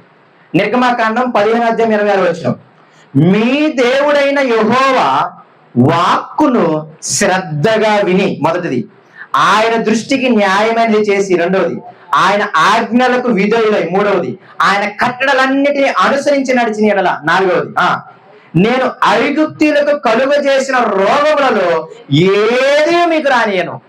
అంటే ఐగుప్తులకు రోగాలు కలుగ చేశాడా? గడ్డల రోగం తెచ్చాడు, చాలా రోగాలు తెచ్చాడు. ఇవన్నీ ఎందుకు తెచ్చాడు చెప్పండి? ఎందుకు చేశాడు? ఐగుప్తుల పక్కన మనకు తెలుసు కదా, ఐగుప్తులకి ఎన్ని తెగులు తీసుకొచ్చాడు? 10 రకాల తెగులు తీసుకొచ్చాడా లేదా? ఎందుకు తీసుకొచ్చాడు చెప్పండి? యెహోవా వాక్ని ఏం చేయలేదు? శ్రద్ధగా వినలేదనమాట. ఎలాగా? శ్రద్ధగానే మాట ఇంకా బాగా అండర్లైన్ చేసుకోండి. ఎలా వినలేదు? శ్రద్ధగా వినలేదు. ఆయన దృష్టికి ఇది న్యాయమా కాదని ఆలోచించలేదు. ఆయన కట్టడలను అనుసరించి బ్రతుకుదామనే ఆలోచన కూడా లేదు. ఎవరికి? ఫరో రాజుకు అనమాట. మోసే చక్కగా వచ్చి, నిమ్మలంగా వచ్చి, నెమ్మదిగా వచ్చి, అయ్యా ఈ ఇజ్రాయేలు దేవుడు ఏమంటున్నాడు తెలుసా? వాళ్ళని ఆరాధించుకోవడానికి వాళ్ళ ప్రాంతానికి వచ్చేయమంటున్నాడు, దయచేసి పంపించాయా అన్నాడు. చక్కగా యెహోవాకి వెళ్ళింది. అవునా? శ్రద్ధగా విన్నాడు. వీళ్ళు ఏం చేయాలి? ఇప్పుడు దేవునికి ఏది న్యాయమో అని కొంచెం ఆలోచించుకొని, సరేలే వీళ్ళ దేవుడు మామూలు దేవుడు కాదులే, తోలేస్తే బెస్ట్, ఆయన ఆజ్ఞలకి చక్కగా లోబడిపోయి అనుసరించి ఆయన వాక్ని వినేసి పంపించేస్తే బాగుండు అని అనుకుని ఉంటే అసలు ఆ 10 తెగుళ్ళు వచ్చేవి కావు. మరి ఏమన్నాడు తెలుసా? మొట్టమొదటి డైలాగే మామూలు డైలాగ్ తో రాపలేదు అనమాట. యెహోవా ఎవడు అన్నాడు అనమాట. అసలు అది మామూలు డైలాగ్ కాదు. నిమ్మలంగా నెమ్మదిగా మోసే వెళ్ళి చక్కగా చెప్పాడు, ఆ ఇజ్రాయేలు దేవుడు వాళ్ళని ఆరాధించడానికి ఎడారికి తీసుకురమ్మంటున్నాడు, మీరు పంపించండి అని. ఆ దేవుని వాక్ని ఆయన శ్రద్ధగా వినలేదు. అసలు దేవుని దృష్టికి ఇది న్యాయమా, ఏది న్యాయమని ఆలోచించలేదు. అసలు ఆయన ఆజ్ఞలు ఏంటి, దాన్ని అనుసరిద్దామనే ఆలోచన లేదు. పైగా ఆయన అన్నమాట చిన్న చిత్తగా మాట కాదు, యెహోవా ఎవడు, డైరెక్ట్ మాట ఉంటుంది ఇలా. అప్పుడు యెహోవా ఎవడో చక్కగా చూపించాడు అనమాట. ఆయన 10 రకాల తెగులు తీసుకొచ్చి. కాబట్టి ఇప్పుడు ఆ యొక్క ఐగుప్తీయులందరికీ కూడా ఆ తెగులు రావడానికి కారణం ఏంటంటే యెహోవా వాక్కుని శ్రద్ధగా వినలేదు ఆయన. అసలు దేవుడి దృష్టికి ఇది న్యాయమా కాదా అని ఆలోచించలేదు ఆయన. కాబట్టి ఆయనకి ఏమొచ్చాయి? సమస్తమైన రోగాలతో నేను మొత్తాను. మీరు కూడా అలా వినకుండా నా దృష్టికి ఇది న్యాయమా కాదా, ఒక పని చేసేటప్పుడు ఇది అసలు దేవునికి తగిందేనా కాదని ఆలోచించం మనం. అవునా కదా? ఇక మన ఇష్టం, ఏది పడితే చేసేస్తాం అని ఆలోచించకపోతే ఐగుప్తీయులను ఏం చేశాను? చాలా రోగాలతో మొత్తాను, మిమ్మల్ని కూడా మొత్తుతాను అంటున్నాడు అనమాట ఇజ్రాయేలుని. బయటికి తీసుకొచ్చే ముందు చెప్పిన ఆజ్ఞది 12 అధ్యాయంలో బయటికి తీసుకొచ్చాడు. 15 అధ్యాయంలో ముందే చెప్తున్నాడు, ఇంకా కనాన దేశానికి కూడా వెళ్ళలేదనమాట. అంత రూల్స్ పెట్టేవాడు అనమాట మన దేవుడు. ఎంత చక్కగా చెప్పాడు చూడండి. మీరు ఆయన వాక్కుని శ్రద్ధగా వినాలి, ఆయన దృష్టికి ఏదో న్యాయమో తెలుసుకోవాలి, ఆయన ఆజ్ఞలను తెలుసుకోవాలి, వాటన్నిటిని అనుసరించాలి. అలా అనుసరించి నడిస్తే మీ ఇంట్లో ఏముండవు? ఐగుప్తులకు తెచ్చినట్టు తెగుళ్ళు మీ ఇళ్లలో ఉండవన్నమాట. ఎందుకో తెలుసా? నేను స్వస్థపరిచే యెహోవాను అని కింద మాట ఉంటుంది అనమాట. దేవుడికి ఏ నామం ఉందంట? రోగాలను తీసివేసే పరమ వైద్యుడు అనే నామం ఉందన్నమాట. ఆ నామం ఏమైనా గుర్తుంటుందా? రోగాలు వచ్చినప్పుడు గుర్తుండాలి, అది అర్థమవుతుందా? కాబట్టి ఎందుకు ఈ మాట చెబుతున్నాడంటే అక్కడ చాలా క్లియర్ గా అన్నాడు, మీరు ఎవరైనా రోగగ్రస్తులైతే, ఎవరైనా వ్యాధి పాలవుతే మీరు ఏం చేయాలి? చక్కగా సంఘంలో ఉన్న పెద్దలని, పాస్టర్ గారినో లేకపోతే సంఘ విశ్వాసులను ఎవరిని అక్కడ పిలిపించి చక్కగా ఏం చేసుకోవాలి? ప్రార్థన చేయండి. ఇది మొదటి క్రియ. విశ్వాసి చేయాల్సినటువంటి ఏదన్నా కష్టం వచ్చినా, ఏదైనా శ్రమ వచ్చినా, ఏదైనా రోగం వచ్చినా మనం చేయాల్సిన పని ఏంటంటే మన సంఘములో ఉన్న వారిని మనం ఆహ్వానించుకోవాలి. ఇది విశ్వాసం ఉంచిన విశ్వాసి చేయాల్సిన క్రియ. అయితే వెళ్ళిన పెద్దలు చేయాల్సిన క్రియ కూడా ఉంది. వాళ్ళు ఏం చేయాలి? ప్రభు నామమున నూనె రాచి విశ్వాస సహితమైన ప్రార్థన చేయాలి. ఎల్లోళ్ళు ఏం చేయాలంట? వాళ్ళేం క్రియ చూపించాలి తెలుసా? మన దేవుడు స్వస్థపరిచే యెహోవా, ఆయన మామూలుడు కాదు, మనం నిజంగా మన పాపాన్ని ఒప్పుకొని పశ్చాత్తాపడితే ఆయన స్వస్థపరుస్తాడు అని గట్టిగా విశ్వాసంతో ఎల్లునోళ్ళు చెప్పగలగాలి.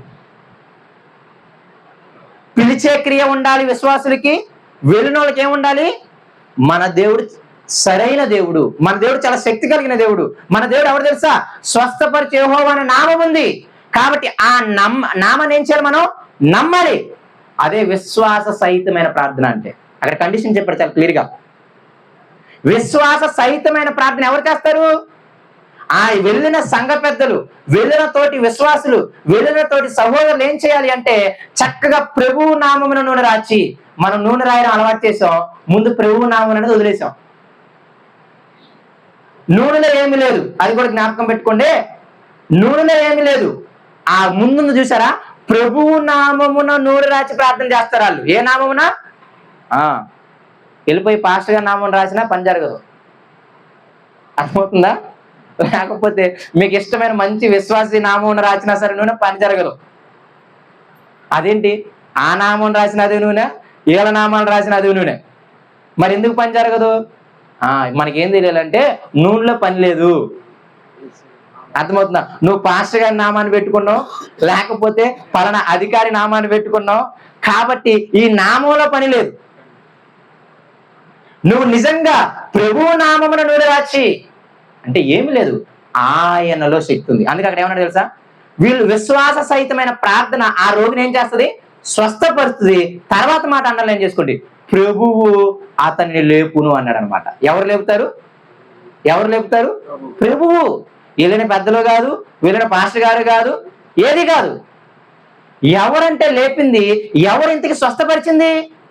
స్వస్థపరిచి యెహోవాను నేనే అనే నామం ఉన్న ఆయన స్వస్థపరిచాడు. అంతే తప్ప మనకి స్వస్థపరచు నామం కానీ శక్తి కానీ మనకు లేదు. మీరు అనొచ్చు వరాలు ఉంటాయి కదా అని, నేను కాదనను. కానీ అదే వరాలు ఎప్పుడో ఒకసారి పని చేయకపోవచ్చు కూడా. మీకు అప్పుడప్పుడు చూస్తే అందరూ పాపం చేసే రోగాల పాలు కాదు, నీతిమంతులు కూడా రోగాల పాలు అయ్యారు. మీరు అప్పుడప్పుడు చూస్తే ఫిలిప్పీ పత్రిక చదవండి, ఎపఫ్రోదితు పౌలు దగ్గరికి వెళ్ళినంత చాలా రోగగ్రస్తుడైపోతాడు. పౌలు కూడా అనుకుంటాడంట చచ్చిపోతాడని, కానీ దేవుడు ఏం చేశాడంట? అతన్ని నయం చేశాడని చెప్తాడు. తిమోతికి తరచుగా కడుపు నొప్పి వస్తుందంట, కాబట్టి ఏమన్నాడు పౌలు? నా కచ్చీపు గొడ్డలు తాగితే అందరూ స్వస్థపరచబడ్డారు, తెలియదా నీకు తిమోతి అని చెప్పేసి రా నా దగ్గర కచ్చిపిస్తానని చెప్పలేదనమాట. ఎపఫ్రోదితు పక్కనే ఉన్నాడు, పాపం చచ్చిపోయేంత రోగం వచ్చిందంట. ఫిలిప్పీ పత్రిక 2వ అధ్యాయం తర్వాత చదవండి. చచ్చిపోయేంత రోగం వచ్చి ఈయన కూడా ఫిక్స్ అయిపోయాడు చచ్చిపోతాడని. అమ్మో ఫిలిప్పీ సంఘమా, మీ దగ్గర నుండి ఇతను తెప్పించుకున్నాను, పాపం ఇక్కడ చచ్చిపోతే మీకేం సమాధానం చెప్పాలని నాకు చాలా భయం వేసింది, చాలా దుఃఖం వచ్చింది అంటాడు. పాపం ఫిలిప్పీ సంఘం పౌలు గారు జైల్లో ఉన్నారని చెప్పి ఆ సంఘం అంతా పౌలు గారికి కావాల్సిన వస్తువులన్నిటిని కూడా ఆ సంఘంలో ఉన్న ఎపఫ్రోదితుకి ఇచ్చి రోమా పట్టణాన్ని పంపించారు ఫిలిప్పీ నుండి. అప్పటికి పౌలు గారు ఎక్కడ ఉన్నారు? రోమా పట్టణంలో జైల్లో ఉన్నారు.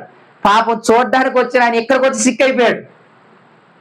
ఇక ఎంత వేదన ఉంటుంది చెప్పండి. నిజంగా అక్కడ రాస్తాడు, నేను చాలా దుఃఖపడ్డాను అని. కానీ ప్రభు ఏం చేశాడు? అదేంటి నా దగ్గర కచ్చిపు ఉందిగా అని అనలేదు ఆయన. కొన్ని రోగాలు నయం అవ్వలేదు. దేవుడు అవసరమైతే నయం చేస్తాడు, అవసరం కాకపోతే నయం చేయడు. అది జ్ఞాపకం పెట్టుకోండి. నేను ఎప్పుడు మీకు ఒక ఉదాహరణ చెబుతానమాట. అగస్టిన్ జబకుమార్ అని ఒక పాస్టర్ గారు ఉంటారు. ఆయన బీహార్లో సేవ చేస్తారు, 52 సంవత్సరాల సేవ, చాలా ఎక్సలెంట్ పర్సన్ అనమాట. ఆయన అంటాడనమాట, ఒకప్పుడెప్పుడు ప్రార్థన ఆయన వాక్యం చెప్పడానికి వెళ్ళినప్పుడు చక్కగా ఒక ఆమె ఆయన ముట్టుకుందంట, ఆమె షుగర్ వ్యాధి పోయింది అని చెప్పిందంట. పాపం అది చెప్పినప్పుడు ఆయన అన్నాడంట, తర్వాత ఇప్పుడు మైక్ తీసుకొని అన్నాడంట, నన్ను ముట్టుకుంటేనే షుగర్ వ్యాధి పోయిందా అని చెప్పి, తర్వాత మా ఆవిడను నేను రోజు ముట్టుకుంటాను, మా ఆవిడ నన్ను రోజు ముట్టుకుంటది, ఎప్పటికీ ఆమె షుగర్ వ్యాధి పోలేదు అంటాడు అనమాట. మరి ఏం చేద్దాం దానికి? వచ్చిన వ్యక్తిని దేవుడు స్వస్థపరచాలనుకున్నప్పుడు, వచ్చిన వ్యక్తిని దాని ద్వారా ఆకర్షించాలనుకున్నప్పుడు దేవుడు ఏం చేస్తాడంటే మనం వెళ్ళి ప్రార్థన చేసినప్పుడు మాత్రం లేపుతాడు. ఇంకొక కండిషన్ కూడా పెట్టుకోండి, వెళ్ళిన వాళ్ళు మళ్ళీ తక్కువగా చూడమాకండి. ఇప్పుడు మిమ్మల్ని అడుగుతాను, దేవుడే కదా లేపేది, అవునా కదా? దేవుడైనా స్వస్థపరిచింది. ఇప్పుడు నేను అంటాను, ఇంత సినిమా ఎందుకు? సంఘ పెద్దలు పిలిపించుకో, వాళ్ళని తీసుకెళ్ళు, సంఘ పెద్దలు వెళ్ళాలి, నూనె రాసి ప్రార్థన చేయాలి, ఇదంతా సినిమా ఎందుకు చెప్పండి మీరు? నేను చెప్పిన పాయింట్ అర్థమైందా? లేపేది దేవుడు, వీళ్ళు వెళ్ళకుండా లేపొచ్చుగా. యేసయ్య చిన్న చిత్తగా ఆయన అధికారం వచ్చినప్పుడు కేవలం ఆయన వెళ్లకుండానే ఆ యొక్క పనుడిని ఏం చేశాడు? స్వస్థపరిచాడా లేదా? ఒక అధికారి వచ్చాడు, మా పనుడు బాగా రోగం పాలైన చచ్చిపోతున్నాడయ్యా అని అన్నాడు.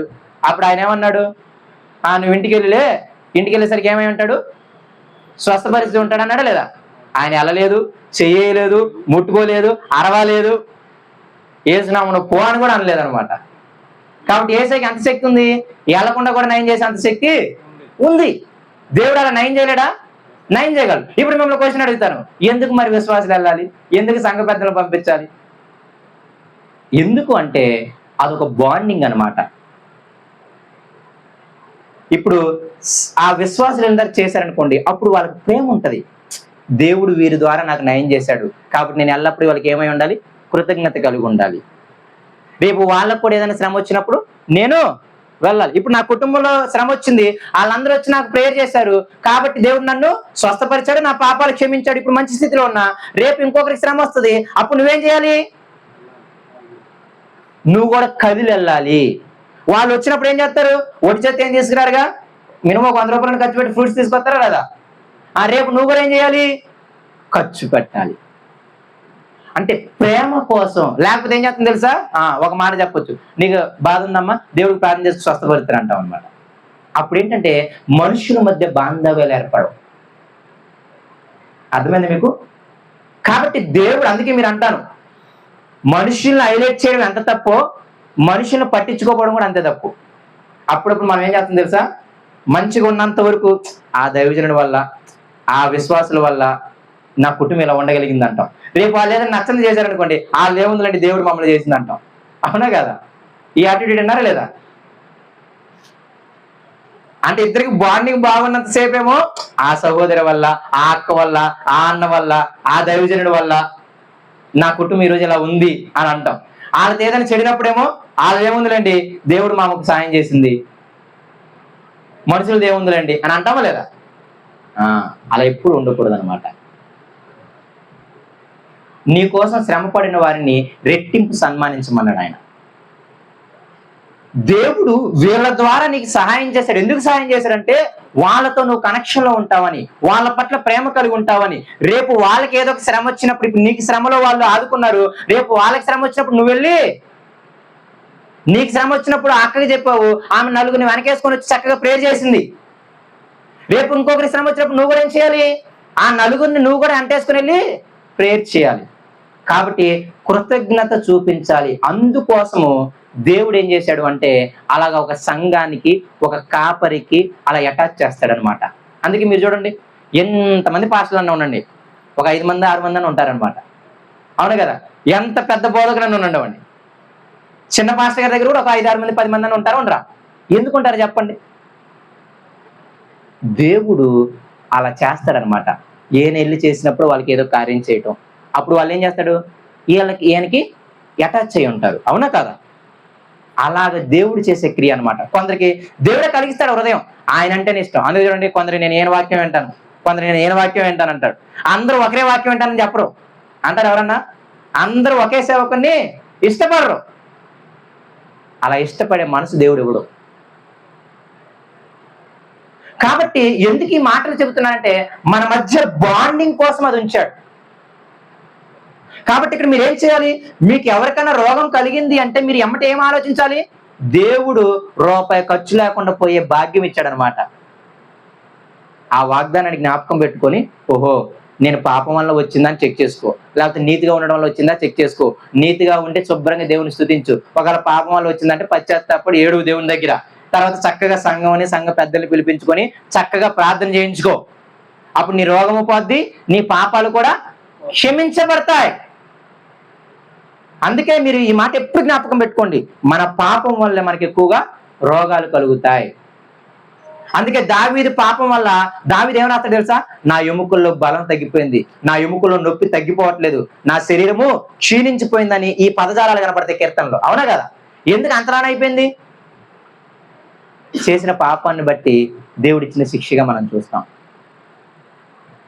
బల్ల గురించి మాట్లాడినప్పుడు మీకు చెప్పాను, అందుకే మీకు బల్ల గురించి చెప్పినప్పుడు నేను క్లియర్గా చెప్పా. మీలో ఎవరికన్నా బలహీనత కానీ అంటే మాటి మాటికి పాపంలో పడిపోవడం, రెండవది మీలో ఎవరైనా రోగగ్రస్తులు కానీ అంటే వ్యాధి పాలవటం, మూడవది ఇంట్లో ఎక్కువగా మరణాలు జరగటం, ఈ 3 జరుగుతున్నాయంటే మీరు ఎక్కడ ఆలోచించాలి తెలుసా? నేను ఎక్కడన్నా బలలో అయోగ్యంగా చేతులు వేస్తున్నానని ఆలోచించుకోవాలి. అవును కదా? క్లియర్గా అన్నాడా లేదా? బల్లలో అయోగ్యంగా చేతులు వేసి మిమ్మల్ని మీరు పరీక్షించుకోకుండా తీసుకోవడం వల్ల ఎందువలన అయోగ్యంగా బలను తీసుకుంటున్నారు. అయోగ్యంగా ఆయన శరీరాన్ని తింటున్నారు, ఆయన రక్తాన్ని త్రాగుతున్నారు. ఏసై శరీరాన్ని రక్తాన్ని తిని త్రాగుతున్న మనం మన శరీరం ఏసేలాగా ఉండాలి, పవిత్రంగా. మన శరీరం ఏసేలాగా నిర్దోషంగా ఉండాలి. మన శరీరం ఏసేలాగా దేవుని సంతోషపెట్టేలా ఉండాలి. మన శరీరం ఏసేలాగా దేవుని మాటకి లోబడేలాగా ఉండాలి అని జ్ఞాపకం తెచ్చుకొని అలాగ మనం బ్రతకడం మానేసుకొని మనం పరీక్షించుకోకుండా ఏం చేస్తున్నాం? మన ఇష్టం వచ్చినట్టు మనం బతుకుతాము. నెల వచ్చేసరికి బల్ల చేతులు వేసేస్తాం. లేదంటే ఏం చేస్తాం? ఆ బల్ల చేతులు వేసి ఆ 3 రోజుల ముందు భక్తి వేషం వేస్తాం. అంతేనే కదా? ఆయన చాలా క్లియర్గా అన్నాడు, ఎవరో పౌలు భక్తుడు, ఎందువలన అయోగ్యంగా చేతులు వేయడం వల్ల మీలో బలహీనలు, రోగులు చాలా మంది నిద్రిస్తున్నారు అనే మాట మనం చూస్తాం. కాబట్టి ఎప్పుడైనా మన ఇంటిలో ఒక వ్యాధి, ఒక రోగం వస్తే ఈ అవగాహన కలిగి ఉండండి. బయట వాళ్ళు హాస్పిటల్కి పరిగెత్తి హాస్పిటల్కి వెళ్ళొద్దని నా ఉద్దేశం కాదు, మందులు వాడొద్దని నా ఉద్దేశం కాదు. కొందరికి దేవుడు శిక్షించడానికైనా డబ్బు ఖర్చు చేస్తారు, అప్పుడైనా బుద్ధి వస్తుందని. అవునా కదా? అంతేనే కదా? ఇప్పుడు దేవునికి నచ్చిన పని చేసావు, ఇప్పుడు ఒక 5 లక్షలు వదిలించాడు అనుకో, అప్పుడు బుద్ధి వస్తుంది, ఇంకోసారి ఈ పాపం చేయకుండా ఉంటాను. కాబట్టి డబ్బు కూడా ఖర్చు చేయిస్తాడు, కాదని నేను అన్నాను. కాబట్టి హాస్పిటల్కి వెళ్ళడం తప్పని నేను అనను, లేకపోతే డాక్టర్ దగ్గరికి వెళ్ళడం తప్పని నేను అను, మందులు వేసుకోవడం తప్పని నేను అను. కానీ ఒక రోగం నీ ఇంటికి నా ఇంటికి వచ్చినప్పుడు ముందు చేయాల్సిన పని ఇది. చెక్ చేసుకోండి, నేను నీతిగా ఉండి వస్తుందా, పాపంగా ఉండి వస్తుందా. ఇప్పుడు ఏం చేయాలి? నేను చక్కగా మా సంఘం యొక్క పెద్దను పిలిపించి చక్కగా నేను ప్రార్థన చేయించుకుంటాను. 1 గంట చక్కగా అందరం కలిసి ప్రార్థన చేస్తాం. ట్రై చేయండి, 1 వారం అలా, 1-2 రోజులు ట్రై చేయండి. అప్పుడు తగ్గకపోతే అప్పుడు సెకండ్ కేసుకి వెళ్ళండి. ఓహో, దేవుడు నాకు డబ్బులు వదిలించే పని పెట్టాడు కాబట్టి ఏం చేయాలి, వెళ్ళాలని అప్పుడు తెలుస్తుంది. కానీ విశ్వాసం ఉంచిన వాళ్ళు చూపించాల్సిన మొదటి క్రియ అది కాదు. మొదటి క్రియ సంఘాన్ని ఎందుకు ఇచ్చాడు? సహోదరుని ఎందుకు ఇచ్చాడు? ఆదివారం హాయి చెప్పుకొని మిగతా రోజులు బాగా చెప్పుకోవడానిక? దేవుడు సంబంధ బాంధవ్యాలను అందుకు ఇచ్చాడు. అలాగా మనం చేసుకోగలగాలి. కాబట్టి విశ్వాసగా నీ బాధ్యత ఏంటి? నువ్వు విశ్వాసం ఇస్తే ఏం క్రియ చూపిస్తావు? నీకు ఏదైనా బాధ వస్తే సంఘాన్ని పిలుచుకుంటావు, ప్రార్థన చేసుకుంటావు. వెళ్ళే వాళ్ళ క్రియ ఏంటి? వాళ్ళు విశ్వాస సహితమైన ప్రార్థన వాళ్ళు చేయాలి. ఏం ప్రార్థన చేయాలి? ఇబ్బంది కాదులే, ఉంటుంది. ఏం ప్రార్థన చేయాలి? విశ్వాస సహితమైన ప్రార్థన. అంటే వెళ్ళిన వాళ్ళు మనం ఎట్టబడితే అట్టు ఉండకూడదు. మనం దేవుడి మీద చాలా గట్టి నమ్మకంతో మనం ఉండాలి. మనం విశ్వాసులుగా ఉండగలగాలి. అది కూడా జ్ఞాపకం పెట్టుకోండి. ఇది ఇద్దరు చూపించే క్రియలు. ముందుకెళ్దాం, ఒక 5 నిమిషాలు నేను ముగిస్తా. యాకోబు పత్రిక రండి.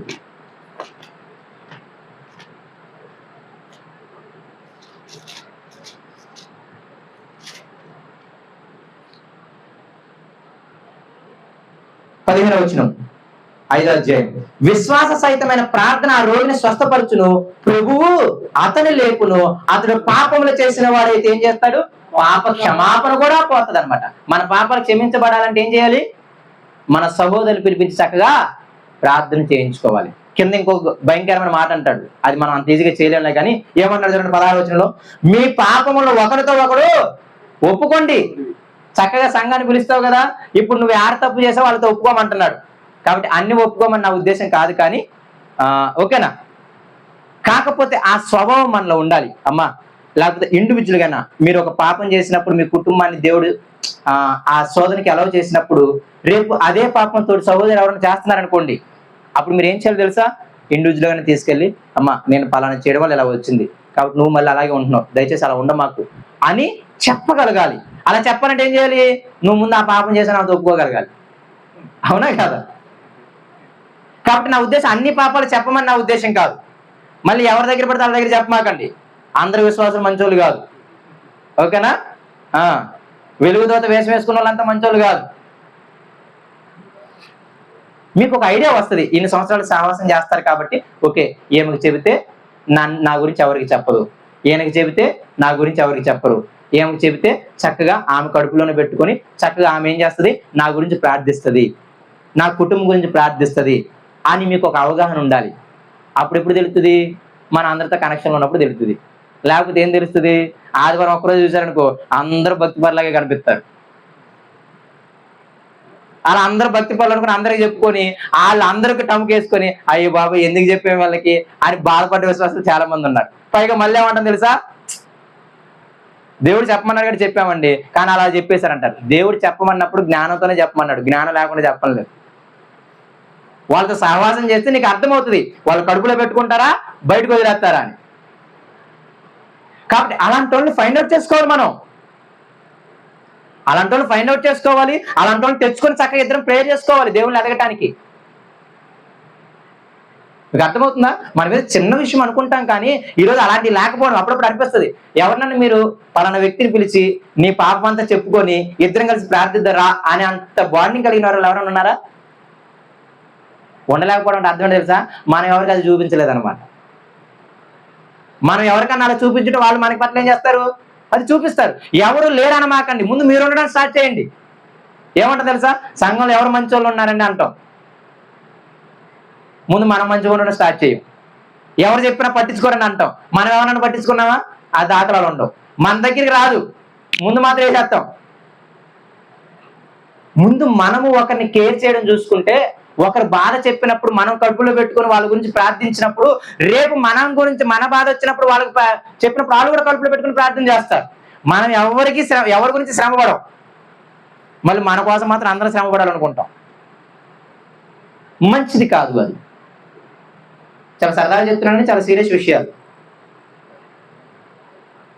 కాబట్టి కంపల్సరీగా మీరు ఏం చేయాలి, ఒకరితో ఒకరు ఏం చేయాలి, పాపాలు ఒప్పుకోవాలి.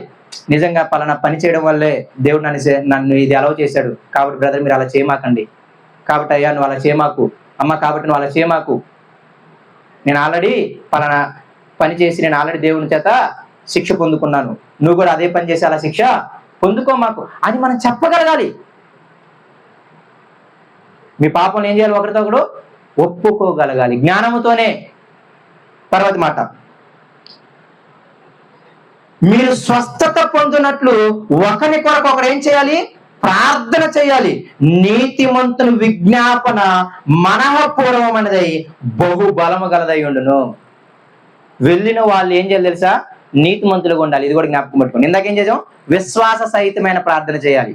అంటే ఎవరైతే ప్రార్థన చేస్తున్నారో, ఎవరైతే సంఘ పెద్దలుగా ఉన్నారో, లేకపోతే ఎవరైతే ఇంకొకరి ఇంటికి ప్రార్థన చేయడానికి వెళ్ళారో వాళ్ళు కలిగి ఉండాల్సిన లక్షణాలు ఇవి. మీరు ముందు విశ్వాసం ఉంచాలి, మీరు ముందు దేవుని గట్టిగా నమ్మాలి. బాధపడమాకండి బ్రదర్, చాలా శ్రమలు వస్తాయి, కానీ దేవుడు ఏం చేస్తాడు, తగిన సమయం మందు వాటన్నిటి నుండి విడిపిస్తాడు. తగిన సమయం మందు నీకేమిస్తాడు, ప్రతిఫలం ఇస్తాడు దేవుడు. ఆయన అన్యాయం చేసేవాడు కాదు, ఆయన ప్రేమ కలిగినోడు. నా జీవితంలో కూడా పలానా శ్రమ వచ్చినప్పుడు నేను చాలా కృంగిపోయాను, కానీ దేవుడు ఇప్పుడు ఏం చేశాడు, దాని నుండి విడిపించి నన్ను కాపాడాడు. చాలా మంది భక్తుల జీవితాలు చూడండి, ఎన్ని శ్రమలు పడలేదు వాళ్ళు, వాటన్నిటిని దేవుడు విడిపించాడా లేదా? నీతిమంతునికి కలుగు ఆపదలు అనేకములు, కానీ ప్రతి ఆపద నుండి దేవుడు ఏం చేస్తానన్నాడు, తప్పిస్తానని వాగ్దానం చేశాడు.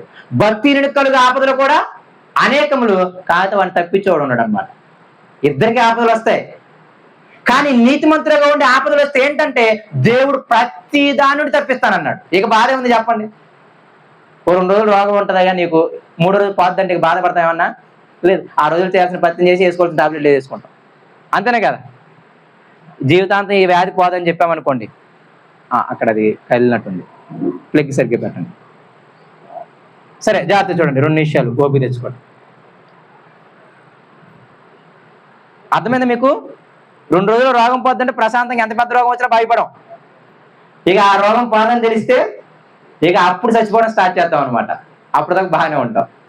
కాబట్టి అందుకే ఆయన చాలా క్లియర్గా అంటున్నాడు, వెళ్ళే వాళ్ళు ఏమై ఉండాలి, నీతిమంతులై ఉండాలి. నీతిమంతులు అంటే ఎవరు? ఇక్కడ ఒక డెఫినేషన్ చెప్పాడు. నీతిమంతుడు అంటే ఎవరు తెలుసా? విశ్వాసము ప్లస్ క్రియలు ఉన్నవాడు నీతిమంతుడు. 3వ అధ్యాయానికి రండి, ఒకసారి ఆ డెఫినేషన్ చూపిస్తాను.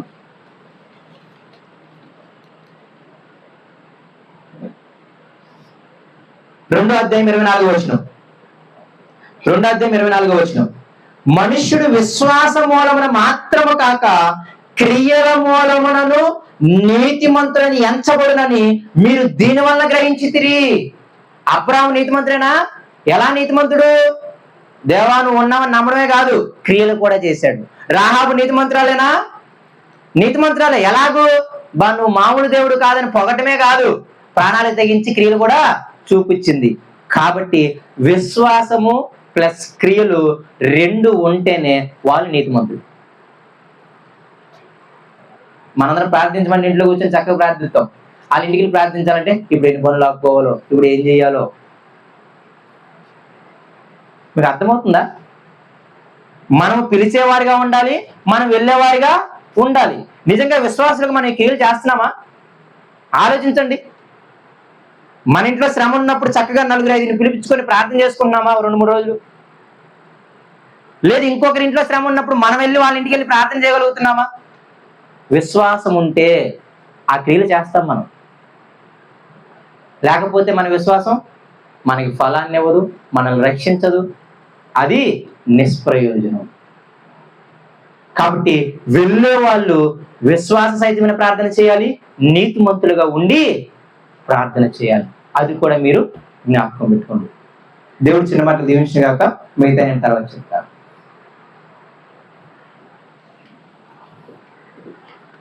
ప్రార్థన చేసుకుందాం. పరిశుద్ధుడా, ప్రేమ కలిగిన మా తండ్రి, నిజంగా నీ ఎడల విశ్వాసం ఉంచితే శ్రమ కలిగినప్పుడు నీకు ప్రార్థన చేస్తాం, ఆనందం కలిగినప్పుడు నిన్ను స్తుతిస్తాం. మా ఇంటిలోకి ఏదైనా ఒక రోగము తండ్రి వచ్చినప్పుడు మమ్మల్ని మేము పరీక్షించుకొని నేను పాపం చేయడం